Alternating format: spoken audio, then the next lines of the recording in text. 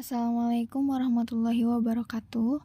Yang terhormat kepada Bapak Dr. Haji Ahmad Alim LCMA selaku dosen pengampu mata kuliah ID Kesehatan. Saya Nadia Rahmadani akan mempresentasikan mengenai UTS ID Kesehatan.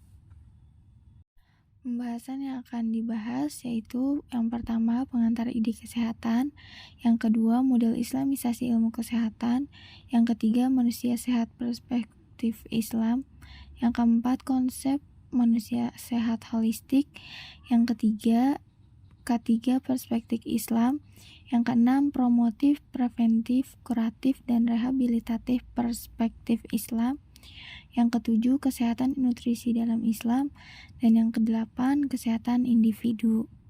Langsung saja yang pertama yaitu pengantar ID Kesehatan.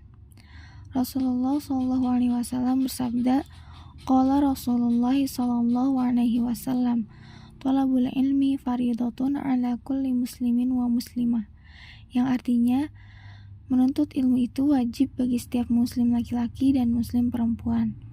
Keutamaan ilmu ada dua. Yang pertama, al-bahsi al-muhaqqoh, yaitu ilmu berdasarkan penelitian yang kuat atau empiris, yaitu hukum sebab dan akibat. Yang kedua, al-khobar as-shodiq, yaitu ilmu berdasarkan wahyu agar tidak terjebak terlebih hal yang berkaitan dengan hal goib. Informasi wahyu itu yaitu Al-Quran dan hadis. Semua yang kita lakukan harus berdasarkan ilmu. Ilmu harus didahulukan sebelum amal. Wawasan kita dan berpikir kita harus berdasarkan ilmu. Berpikir yang tidak berdasarkan ilmu atau prasangka saja disebut khurafat. Ilmu itu wajib dicari agar kita mengetahui mana yang khurafat, mana yang ilmiah, dan mana yang hak dan batil. Yang kedua, model Islamisasi ilmu kesehatan. Ada dua istilah yang digunakan Islam untuk menunjukkan kepada kesehatan, yaitu yang pertama, asihah, lebih bersifat kepada fisik dan biologis. Yang kedua, al-afiyah, itu merupakan kesehatan yang bersifat mental psikologis. Islamisasi ilmu adalah mengislamkan ilmu pengetahuan, namun barat modern kontemporer tidak termasuk turat Islam.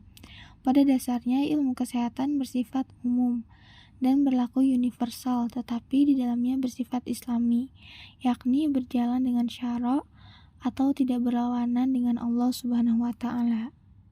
Pembahasan yang ketiga dan keempat yaitu manusia sehat dalam perspektif Islam dan konsep manusia sehat holistik perspektif Islam.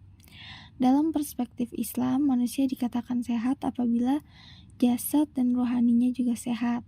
Manusia yang kuat disebutkan oleh Rasulullah SAW sebagai manusia yang kuat. Al-mu'minul qawiyyu khairun wa ahabbu ilallah.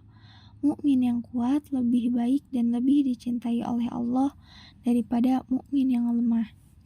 Dalam Islam, gangguan kesehatan itu dibagi dua hal, yaitu penyakit badan dan penyakit hati.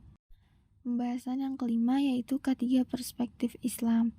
Keselamatan dan kesehatan kerja merupakan upaya untuk mencegah agar pekerja tidak mengalami kecelakaan, baik fisik maupun mental. Melihat ketiga maqasid syariah sesuai dengan kaidah syariah. Tujuan dari disyariatkannya melihat ketiga ini komprehensif karena dalam syariah melindungi beberapa faktor 5 hal yang esensi. Kepentingan utama ketiga yaitu menjaga agama, bisa sholat atau tidak, menyelamatkan agama bukan hanya raganya saja, harus menjamin ruang dan waktu untuk melaksanakannya. Lalu selanjutnya dijaga keselamatan nyawa, jaminan keselamatan dan nyawa dan kesejahteraan. Akal, menjaga akal pekerja, keselamatan mental, tidak stres atau depresi. Harus nyaman, tanamkan kekuatan mental. Hiburan perlu tapi harus sesuai syariat, contoh siraman rohani yang dapat mencerdaskan karyawan. Selanjutnya menjaga keturunan, menyelamatkan keturunannya. Pergaulan yang tidak sehat akan terjadi hal-hal perilaku yang menyimpang. yaitu pergaulan bebas akan merusak rumah tangga. Dan yang terakhir, keselamatan harta orang yang bekerja perlu mendapatkan hak seperti gaji. Upah perlu dijaga supaya tidak ada kezaliman beri upah sebelum keringat kering. Pembahasan yang keenam yaitu promotif, preventif, kuratif, dan rehabilitasi perspektif Islam. Yang pertama, promotif yaitu berupa informasi atau persuasi satu arah yang dibuat untuk mengarahkan seseorang atau organisasi kepada tindakan yang menciptakan pertukaran dalam hal apapun dengan syariat Islam. Yang kedua, preventif dalam Islam mencegah segala hal yang mendatangkan bahaya, merupakan pencegahan yang didahulukan sebelum pengobatan. Kita sebagai umat tidak boleh melakukan hal yang membinasakan manusia. Jangan menjatuhkan atau menjerumuskan ke dalam hal yang merusak. Itu perlu dijauhkan. Yang ketiga, kuratif. Terapi bahwa kita punya keyakinan Allah tidak akan menurunkan penyakit tanpa ada obatnya. Dan yang keempat, rehabilitatif atau pemulihan. Bukan hanya raga tetapi jiwa juga harus seimbang. Pembahasan yang ketujuh, kesehatan nutrisi dalam Islam. Salah satu faktor penting dalam kehidupan dalam menjaga kesehatan adalah nutrisi. Penting untuk konsumsi makanan dan minuman yang bergizi, yang halal dan seimbang, maka akan membawa kesehatan baik lahiriah dan batiniah. Salah satu faktor penting dalam kehidupan dalam menjaga kesehatan adalah nutrisi. Penting untuk konsumsi makanan dan minuman yang bergizi, yang halal dan seimbang, maka akan membawa kesehatan baik lahiriah dan batiniah. Allah memerintahkan agar kita mengkonsumsi makanan dan minuman yang bergizi dan halal dan thayyib. Antaranya mengkonsumsi madu, mengkonsumsi susu, mengkonsumsi habatus sauda, mengkonsumsi air zam-zam, mengkonsumsi makanan halal dan thayyib, tidak makan dan minum berlebihan, kemudian menjauhi makanan yang haram. Kemudian pembahasan yang terakhir, yang ke-8, yaitu kesehatan individu, personal hygiene. Hidup bersih dalam perspektif Islam tidak hanya berorientasi pada kebersihan jasmani, tetapi juga mencakup kebersihan rohani.